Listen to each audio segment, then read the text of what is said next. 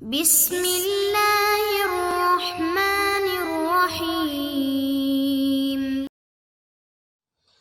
اعوذ باللہ من الشیطان الرجیم، بسم اللہ الرحمن الرحیم۔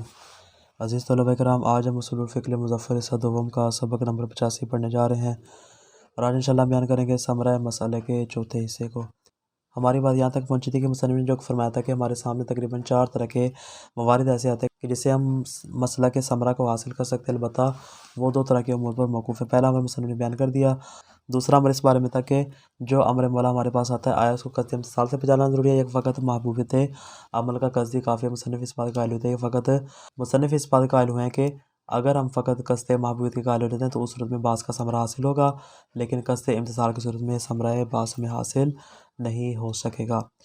اب بات کو آگے بڑھاتے ہیں، کہتے ہیں جو محقق ثانی ہیں یعنی محقق غرقی، جن کی کتاب جامع المقاصد ہے، فرماتے ہیں کہ وہ اس بارے میں فرماتے ہیں کہ بحث کا ثمرہ امر دوم پر اصلاً موقوف ہی نہیں، جیسا کہ مصنف نے بیان کیا۔ مصنف نے کہا 2 امور پر موقوف ہے، اور امر دوم میں بھی کہا تھا کہ اگر ہم قائل ہوتے ہیں کہ اس بات کے محبوبیت عمل کے قائل ہوتے ہیں تو فرماتے ہیں اس صورت میں ثمرہ ہے، لیکن قصد امتثال کی صورت میں ثمرہ نہیں ہے۔ لیکن محقق ثانی اس بات کو قبول نہیں فرماتے، وہ کہتے ہیں اگر ہم قصد امتثال کو معتبر قرار دیتے ہیں اس صورت میں بھی بعض کا ثمرہ ظاہر ہو جائے گا۔ البتہ مصنف فرماتے ہیں کہ ان کے نزدیک ثمرہ بعض بھی اس صورت میں ہے جب دونوں میں سے ایک امر مضیق ہو اور دوسرا موسع ہو، لیکن اگر دونوں کے دونوں امر مضیق ہوں، یعنی جو مأمور بھی وہ بھی مضیق ہو، جو اس کی ضد خاص ہے وہ بھی کیا ہو، مضیق ہو، اس طرح کہ ایک عام ہو دوسرا مہم ہو، تو اس صورت میں فرماتے ہیں اس بات کا ثمرہ نہیں ہوگا۔ یعنی خود محقق ثانی بھی تفصیل کے یہاں پہ قائل ہے، مطلقاً جو ہے وہ اس بات کے قائل نہیں ہے کہ ہم یہاں پہ قصد امتثال کی صورت میں کیا کریں، ثمرہ بعض کو حاصل کر سکیں گے۔ مصنف فرماتے ہیں کہ میں محقق کے بیانات کا خلاصہ ایک جملے میں بیان کرنا چاہتا ہوں تاکہ آپ کے لیے صورتحال واضح ہو سکے۔ فرماتے ہیں کہ شارع کے جتنے بھی اوامر نواہی ہیں وہ طبیعت اور عنوانات پر آتے ہیں، نہ کہ افراد پہ۔ یعنی شارع کا جو حکم آتا ہے وہ ہمیشہ عنوان کلی پہ آتا ہے، ماہیت پر آتا ہے، طبیعت پر آتا ہے، نہ کہ اس کے افراد پر آتا ہے۔ اور طبیعت اور عنوان کلی کبھی بھی متعلق امر یا نہیں، یعنی خود حکم جو آتا ہے وہ طبیعت پر آتا ہے، اور جو متعلق حکم ہوتا ہے وہ اس کے افراد ہوتے ہیں کہ جس کے تحت وہ ماہیت اور طبیعت کے اوپر حکم براہ راست آ رہا ہوتا ہے۔ اب فرماتے ہیں کہ امر میں مولا کا مطلب کیا ہوتا ہے؟ مولا کا مطلب ہوتا ہے ایجاد طبیعت، یعنی اس کے جو افراد ہیں ان میں سے کسی بھی فرد کے ذریعے کیا کر دو، ایجاد طبیعت کر دو، چاہے وہ فرد واحد کے ذریعے ہی کیوں نہ ہو۔ اور نہیں مولا کا مطلب کیا ہوتا ہے کہ ترک طبیعت وہاں پہ مطلوب ہوتی ہے کہ جس میں تمام افراد کو جب تک ترک نہیں کر دیا جائے گا تب تک وہ ترک طبیعت وہاں پہ حاصل بھی نہیں ہو سکتی۔ تو اس کا نتیجہ کیا نکلا؟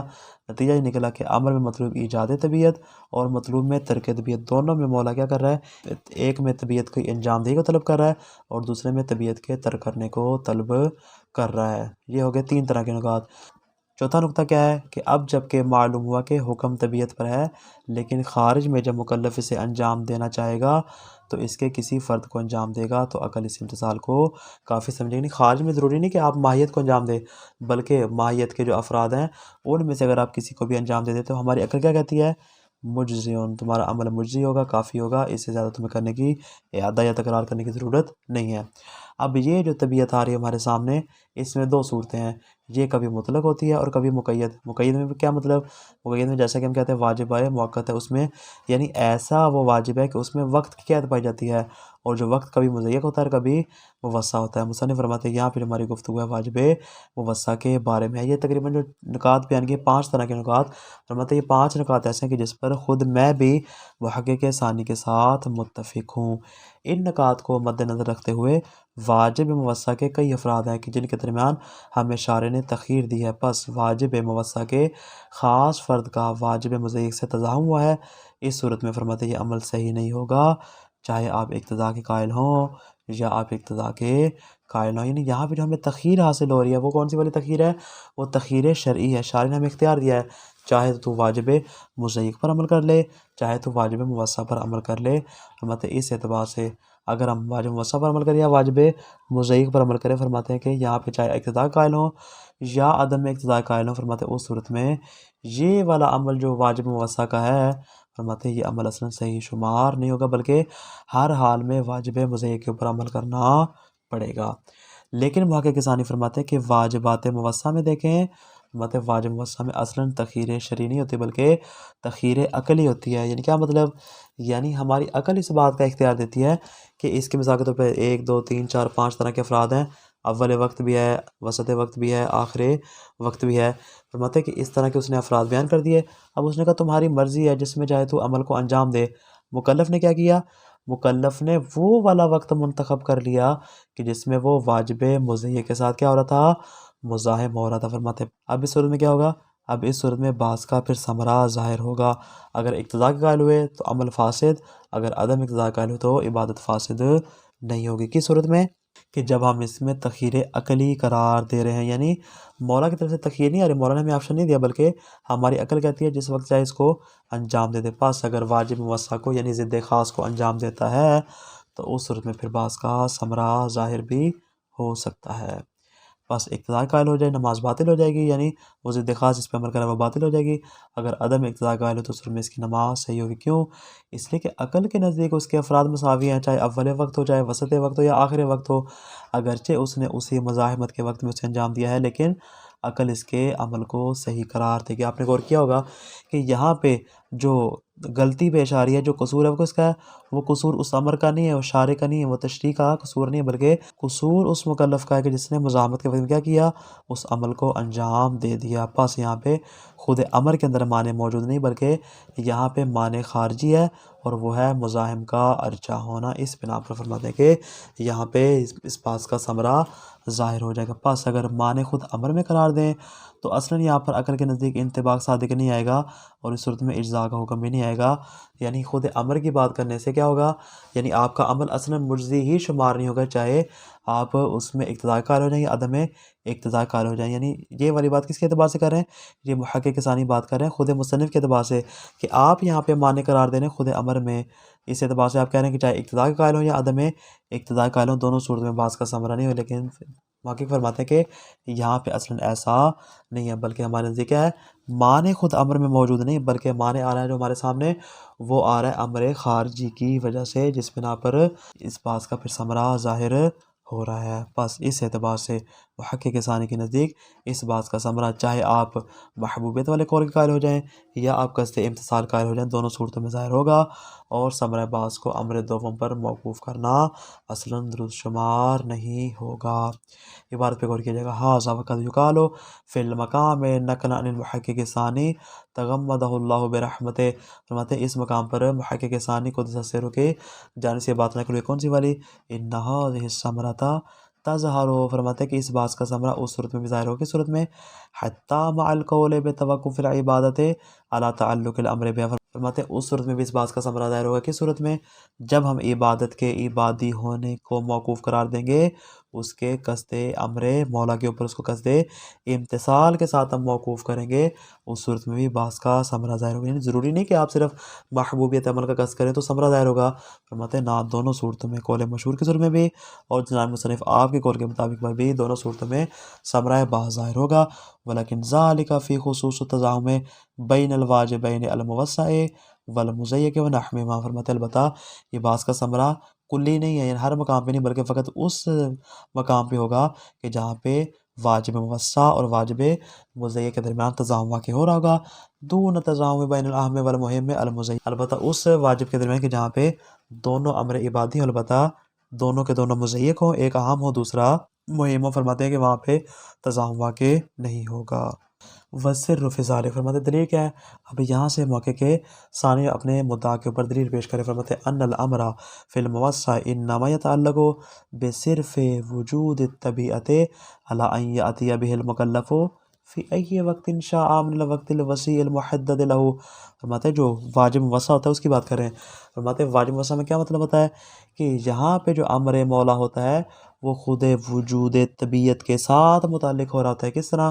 یعنی مکلف کو کھلا آپشن دے دیا، اس کو کھلا ٹائم دے دیا ہے، کہا اتنے بجے سے لے کر تمہارے پاس اتنے بجے تک کا ٹائم ہے، اس میں جب تمہاری مرضی ہے جتنے بجے چاہیے تو اس عمل کو انجام دے سکتا ہے۔ اما الافراد بما لہا من الخصوصیات الوقتیہ، یہ تو طبیعت کی بات ہے کہ طبیعت کے اعتبار سے اس کو کھلی چھٹی مل گئی، لیکن جہاں تک تعلق ہے اس کے افراد کا، فرماتے وہ افراد کی جن کی اپنی خصوصیات وقتیہ ہوتی ہیں، فلیست مامور بہا بے خصوصیہ، فرماتے ہیں ان میں جو حکم دیا جاتا ہے وہ ان کی خصوصیات کے اعتبار سے نہیں دیا جاتا. والامر بالمزیق اذا لم یقتضی النہی عن ضدہ. فرماتے ہیں کہ اگر جو امر مزیق ہے اگر وہ اپنی ضد سے نہیں کا تقاضا نہیں کرتا فالفرد المزاحم له من افراد ضدہ الواجب الموسع لا يكون مامور به لا محالۃ من اجل المزاحمہ. فرماتے ہیں کہ جو واجب موسع کی ضد کے افراد میں سے یہ فرد مزاحم شمار ہو رہا ہے فرماتے ہیں اصلاً اس مزاحمت کی وجہ سے یہاں پہ اس کا حکم ہی لاگو نہیں ہوگا، اصلاً یہ مامور بھی قرار نہیں پائے گا. کیا مطلب؟ آسان الفاظ میں سمجھانا چاہتے ہیں، یہ کہنا چاہ رہے ہیں کہ یہاں پہ اصلاً اس فرد مزاحم اور واجب موسع کے درمیان اصلاً یہاں پہ تعارضی واقع نہیں ہوگی. جب ان کے درمیان مزاحمت واقع نہیں ہوگی اس میں فرماتے ہیں ہمارا جو عمل ہے وہ کیا ہوگا؟ وہ درست شمار ہوگا. وَلَكِنَّهُ لَا يَخْرُجُ بِذَلِكَ عَنْ كَوْنِهِ فَرْدًا مِّنَ الطَّبِيعَةِ الْمَأْمُورِ بِهَا. لیکن فرماتے ہیں کہ یہ جو ہم اس کو کہہ رہے ہیں کہ مزاحمت واقع نہیں ہو رہی، لیکن اس مزاحمت کے نہ ہونے کا نتیجہ یہ نہیں نکلے گا کہ آپ اس کو اصلاً مامور بھی کی طبیعت سے ہی خارج قرار دیتے. فرماتے ہیں نا، مامور بھی میں تو بہرحال شامل رہے گا، یہ خود اس کے افراد میں سے ایک فرد ہوگا، لیکن فرماتے ہیں یہاں پہ مزاحمت اس انداز سے نہیں ہوگی کہ جس کے مطابق آپ کہہ سکیں کہ ایک عمل جو اپنے حال پہ باقی رہے گا اور دوسرا عمل فعلیت کے اعتبار سے ساقط ہو جائے گا، لہذا وہاں پر قصد امتثال بھی نہیں ہوگا. وَهَذَا كَافٍ فِي حُصُولِ امتثال الامر بالطبیعہ. فرماتے ہیں طبیعت کے اعتبار سے امتثال امر کے حاصل کرنے میں یہی امر کیا ہے؟ کافی شمار ہوگا. کیوں؟ لِأَنَّ انطباقَهَ عَلَى هَذَا الْفَرْدِ الْمُزَاحِمِ قَهْرِيٌّ. اس لیے کہ بھئی خارج میں مکلف نے کیا کر دیا؟ اس فرد مزاحم کو تو انجام دے دیا، اگرچہ اس نے واجب موسع کے افراد میں سے اسی فرد مزاحم کا انتخاب کیا اور اس میں عمل کو انجام دے دیا، لیکن عقل کیا کہتی ہے؟ عقل کہتی ہے کہ ہاں تمہارا عمل جو ہے وہ کافی شمار ہوگا. فَيَتَحَقَّقُ بِهِ الْامْتِثَالُ قَهْرًا. امتثال قہری بھی ہو جائے گا. وَيَكُونُ مُجْزِيًا عَقْلًا عَنْ امتثال الطبیعۃ فی فرد آخر. اور دوسرے فرد کی طبیعت کے اعتبار سے بھی ہماری عقل اس عمل کو مجزی قرار دے گی. لِأَنَّهُ لَا فَرْقَ مِنْ جِهَةِ انطباق الطبیعۃ المأمور بها بین فرد و فرد. اس لیے کہ افراد کے اعتبار سے اس کی طبیعت کے اوپر فعل کے صادق آ جانے اور فعل کے منطبق ہو جانے میں کسی اعتبار سے بھی فرق نہیں پایا جاتا، چاہے آپ پہلے وقت میں انجام دیں، دوسرے میں دیں، تیسرے میں دیں، ان میں سے آپ نے کیا کر لیا؟ آپ نے اس وقت کا انتخاب کر لیا جو کہ فرد مزاحم تھا. اگر آپ نے اس میں اس ضد خاص کو انجام دے دیا ہے فرماتے ہیں آپ کا عمل کافی شمار ہوگا. وبعبارت اوضح. فرماتے ہیں مزید واضح اور واشگاف الفاظ میں ہم اس بات کی وضاحت کرتے ہیں کیا؟ انہو لو کان الوجوب فی الواجب الموسع ینحل الى وجوبات متعددات بتعدد افراده الطولیہ الممکنۃ فی مدت الوقت المحدد علی وجہ یکون التخیر بینہا شرعیہ. فرماتے ہیں کہ اگر واجب موسع میں جو وجوب ہے وہ متعدد وجوبات میں حل ہو جائے، منحل ہو جائے، اس اعتبار سے کہ اس کے بہت زیادہ طولی افراد موجود ہیں، ایسے افراد طولی کہ الممکنات فی مدت الوقت، کہ جن افراد طولی کو اسی وقت کی مدت کے اندر انجام دینا ممکن ہے کہ جو اس کے لیے مقرر کی گئی ہے، اس طرح کہ ان کے درمیان تخیر شرعی ہمارے لیے ثابت ہو جائے. یعنی آسان بات میں کیا کہیں کہ ہمارے سامنے واجب موسع ہے، واجب موسع کے کئی ایک افراد ہیں، ان افراد میں مثال کے طور پر اس کے 10 افراد ہیں، 10 افراد میں سے چاہے تو پہلے میں کر لے، 5ویں میں کر لے، 8ویں میں کر لے، 10ویں میں کر لے، اس اعتبار سے اس کے افراد میں کیا پائی جاتی ہے؟ تخیر شرعی پائی جاتی ہے. جب تخیر شرعی ہے فلا محالۃ لا امر بالفرد المزاحم للواجب مزیق. مطلب واجب مزیق کے ساتھ جو فرد مزاحم ہو رہا ہے کون سا والا؟ مثال اول وقت ہے، پہلا وقت تھا، پہلا جو وقت تھا اس میں اگر تم عمل کو انجام دیتا ہے وہ وقت ایسا تھا کہ وہ واجب مزیق کے ساتھ کیا کر رہا تھا؟ مزاحمت کر رہا تھا. فرماتے ہیں اس کے لیے تو جداگانہ امر ہے ہی نہیں، بلکہ امر آپ کے پاس بطور وسیع آ رہا ہے اور کہہ رہا ہے سارے کے سارے افراد کو شامل ہے بلا شرکت غیر. فرماتے ہیں ولا امر آخر یصحح، اور کوئی ایسا امر بھی موجود نہیں ہے جو اس فرد مزاحم کی تصحیح کا قائل ہو. فرماتے فلا تظہر ثمرہ، اس صورت میں فرماتے اس بات کا ثمرہ بھی ظاہر نہیں ہوگا. کیوں؟ اس لیے کہ آپ نے جب امر کو انجام دینا ہے اور جو فرد مزاحم کا آپ کا جو ضد خاص والا عمل ہے، اس ضد خاص کو صحیح کرنے والا ہمارے پاس کوئی مصحح بھی موجود نہیں اور اس کے لیے کوئی جداگانہ امر بھی ہمارے پاس موجود نہیں ہے. فرماتے ہیں اس صورت میں بات کا ثمرہ بھی ظاہر نہیں ہوگا. کیوں؟ اس لیے کہ ہم اس کو قصد امتثال کے ساتھ انجام نہیں دے سکتے. یہاں تک بات ہوگی مصنف کی، غور کیجیے گا. وَلَكِنَّ الْأَمْرَ لَيْسَ كَذَلِكَ. موقع کے نائن کیا فرماتے ہیں؟ کہتے ہیں صورتحال ایسی نہیں ہے. فَإِنَّهُ لَيْسَ فِي الْوَاجِبِ الْمُوَسَّعِ إِلَّا وُجُوبٌ وَاحِدٌ يَتَعَلَّقُ بِصِرْفِ وُجُودِ الطَّبِيعَہ. اس لیے کہ واجب موسع میں ہمارے پاس صرف ایک ہی واجب ہے جو کہ خود وجود کی طبیعت کے ساتھ کیا ہو رہا ہے؟ متعلق ہو رہا ہے، غیر ان طبیعت لما کانت لہا افراد طولیت متعددہ یمکن انطباق علی کل واحد منہا متیں، اور مگر یہ کہ ہمارے پاس جو طبیعت آ رہی ہے وہ طبیعت بھی طبیعت نہیں بلکہ اس کے کئی ایک ایسے افراد ہیں جو کہ متعدد ہیں کہ ان میں سے ہر ایک کے اوپر یہ طبیعت اور یہ عنوان صادق آ سکتا ہے۔ فلا محالۃ یکون المکلف مخیرا عقلا بین الافراد، فرماتے یہ والا نقطہ قابل غور ہے، فرماتے پاس یہاں پہ جو حضرت مکلف کو تخیر حاصل ہو رہی ہے یہ افراد کے درمیان یہ تخیر عقلی ہے، تخیر شرعی۔ اگر تو تخیر شرعی کی بات کریں مطلب اس میں آپ کی بات ٹھیک ہے کہ یہاں پہ ثمرہ عملی حاصل نہیں ہوگا، لیکن فرماتے ہیں یہاں پہ تخیر شرعی نہیں بلکہ یہاں پہ تخیر عقلی ہے، ان یکون مخیرا بین ان یاتی بالفعل فی اول الوقت او ثانی او ثالث یا ہکذا الی آخر الوقت، آپ کو اختیار ہے کہ آپ اس فعل کو انجام دیں اول وقت میں، دوسرے وقت میں، تیسرے وقت میں، پانچویں وقت میں، آخری وقت میں، یعنی اس کے مختلف حصے ہیں جس میں چاہے آپ اس کو انجام دے دیں۔ وما یختارہ من الفعل فی ای وقت یکون هو الذی ینطبق علیہ المامور به، فرماتے ہیں کہ جس فعل کو اس نے جس وقت میں بھی اختیار کیا ہے یہ وہی والا وقت ہوگا کہ جس کے اوپر مامور به منطبق ہو جائے گا اور یہی آپ کا عمل مجزی شمار ہوگا۔ وَإِنِ امْتَنَعَ أَن يَتَعَلَّقَ الْأَمْرُ بِهِ بِخُصُوصِهِ لِمَانِ، اس لیے کہ اگرچہ وہاں پہ خود اس امر کے خصوصی طور پہ صحیح ہونے میں ہمارے پاس کوئی ایسا امر موجود نہیں ہے، کیوں؟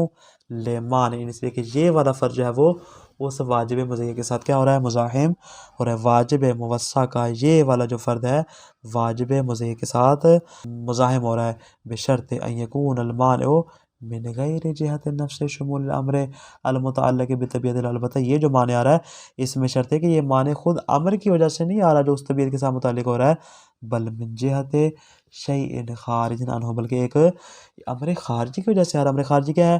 هو المزاحمۃ مع المزیح فی المقام، کہ خارج میں کیا ہو گیا ہے کہ وہاں پہ واجب مزیح کے ساتھ اس کی مزاحمت ہوگی، وائلہ اس کی مزاحمت تو تھی نہیں، فرماتے اس کی مزاحمت واقع ہو گئی ہے امر خارجی کی وجہ سے، لہٰذا فرماتے ہیں کہ اس صورت میں کیا ہوگا؟